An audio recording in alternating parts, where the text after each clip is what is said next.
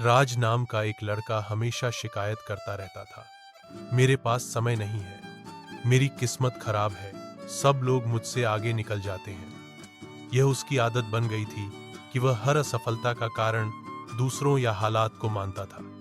एक दिन रास्ते में उसे एक छोटा सा टूटा हुआ आईना मिला। उसने मजाक में आईने को उठाया और उसमें देखा। आईना टूटा हुआ था, इसलिए उसका चेहरा भी टेढ़ा मेढ़ा दिखाई दे रहा था। वह हंस पड़ा और बोला, चेहरा तो मेरा ठीक है, पर आईना खराब है।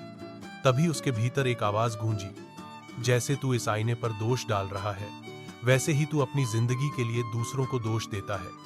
असल में समस्या तेरे भीतर है, बाहर नहीं। राज चौंक गया। उसने सोचा, क्या सचमुच मैं अपनी कमी को कभी मानता ही नहीं। उसी दिन से उसने ठान लिया कि वह सुबह जल्दी उठेगा, रोज 30 मिनट पढ़ेगा और अपनी छोटी छोटी आदतें सुधारेगा। सबसे बड़ी बात यह थी कि वह असफल होने पर दूसरों को नहीं, बल्कि खुद को जिम्मेदार मानेगा। शुरुआत मुश्किल थी, लेकिन धीरे धीरे बदलाव दिखने लगा। वह ज्यादा अनुशासित और आत्मविश्वासी हुआ और जिन कामों को वह टालता था, उनमें सफल होने लगा।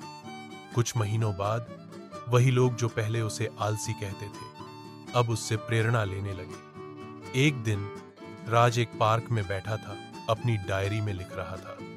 सूरज की किरणें उसके चेहरे पर पड़ रही थी और हवा में फूलों की खुशबू थी।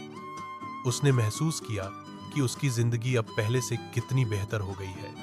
उसने अपनी पुरानी आदतों को छोड़ने और खुद को सुधारने का फैसला किया था, और इसका परिणाम उसके सामने था।